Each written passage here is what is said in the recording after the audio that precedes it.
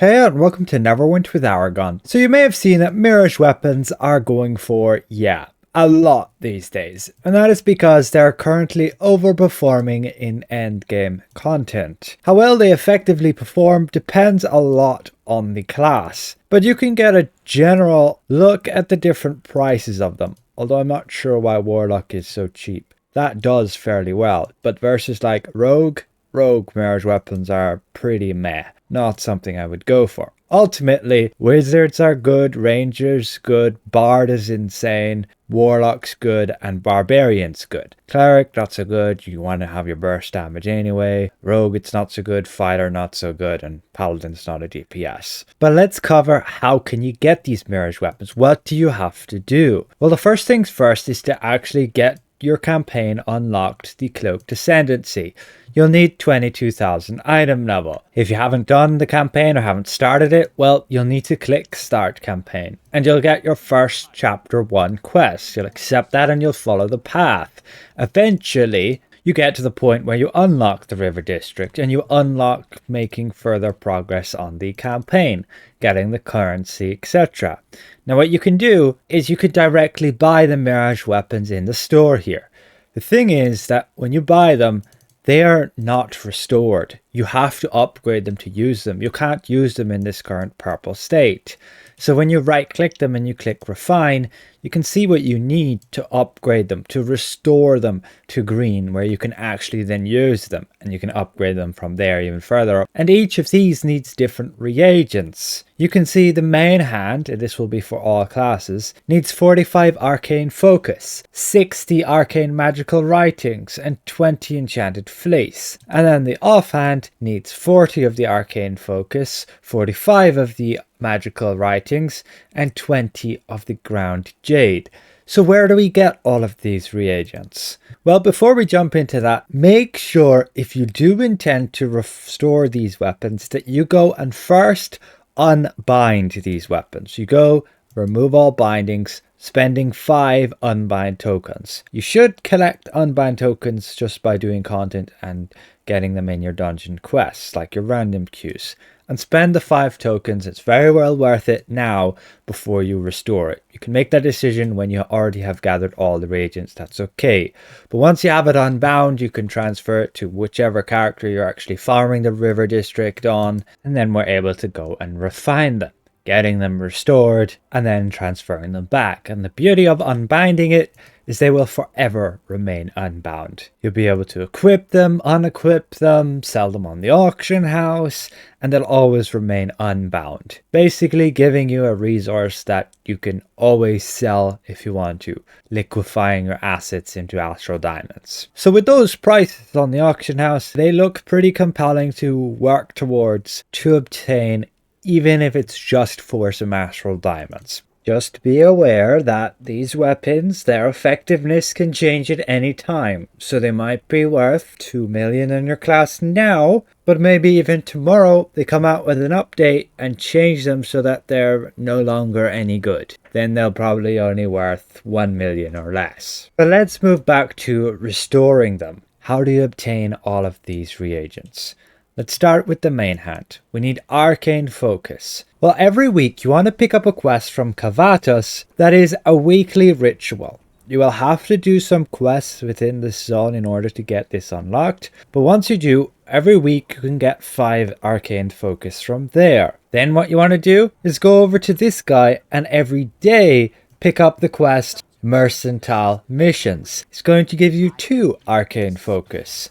You will choose whichever one here and then have to go and complete the mission objectives. So every week 5 focus from Kavatos and every day 2 focus from Osteram. Now as part of that quest, he'll send you into these dig sites where you will have to get a pass and then enter in. And completing these dig sites does have a chance to give you extra Arcane Focus. But completing these dig sites has a chance to give you Arcane Focus in these chests at the end. Very small one though. And yes, it's a whopping 45 focus for the main hand and 40 for the offhand. And that's the only way you're going to be getting it. It puts the currency in your professions tab here.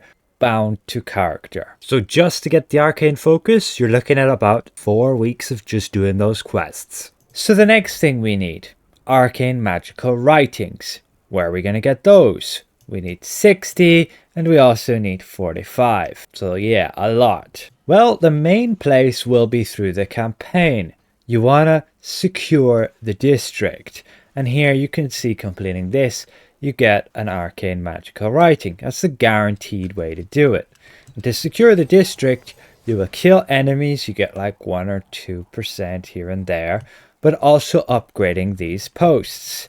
Doing so increases our security points. You do that around the zone and you'll get enough to complete this task, and you can complete the task as many times as you want. You'll just have to farm a lot of these resources in order to keep upgrading these posts, and they can only get upgraded to a certain point where you can then no longer do so, and you might need to go to the next one and upgrade that. Now additionally, you can also do the rituals, which are like the heroic encounters. They will appear in 3 set locations on the map. One where I am right now, one over here, and one down here. You can see there's like a timer. This one's going to begin in 20 seconds. And completing those has a chance to give you those magical writings. That is generally the hardest part, getting these writings. You need a whopping 105 of them. Fortunately, however, they are unbound. You can go and actually sell them, meaning you can actually buy them as well from other players. You can see currently they're going for over 10,000. You could make astral diamonds just farming these and selling them. But these rituals will just require you to kill a whole bunch of enemies. Might be a bit tougher solo, so again you might want to go the route of just farming the security. There's a mini boss too, who's usually a very squishy. With it complete, you can claim your reward and you have a chance to get a writing. So then you need this Enchanted Fleece. You need 20 here. You do not need any on the offhand. And this simply comes from doing your skirmish, the Illusionist Gambit. Queue up to that, get a pot pretty much immediately. You kill your bunch of enemies, complete whatever task that is. And as soon as he gives you the option to leave, you choose to leave. And with that, you get your reward and you get 1 Enchanted Fleece.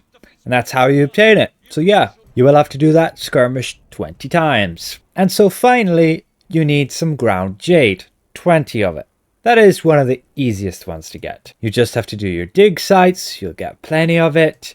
Again, you'll be doing the dig sites anyway for your Arcane Focus, but you can also just purchase the ground jade off the auction house. So that is it. That is how you can restore your Mirage weapons. Again, once you go ahead and do so, you can see you'll receive it in your inventory on green. From there, you can upgrade up to legendary just using your standard reagents like you would normally. I don't bother protecting it on the green enchanting stones nor on the blue ones, but then when I get to legendary, you'll generally protect those purple enchanting stones just with some preservation wards here. And you try until success, and we got lucky there and it was an instant success, but you might have to spend some pres wards.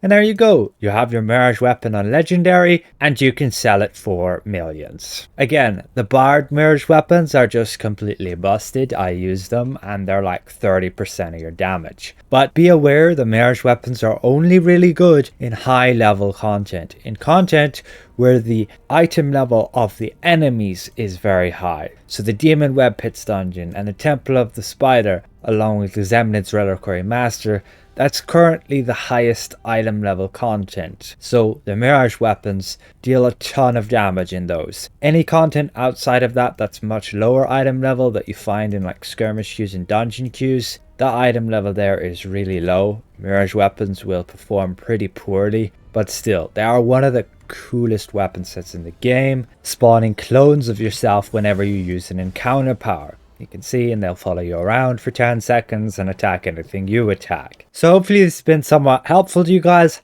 how to obtain and to upgrade those Mirage weapons. Thanks for watching, and a special thank you to all of these channel members for their extra support. We'll see you guys around. Goodbye for now.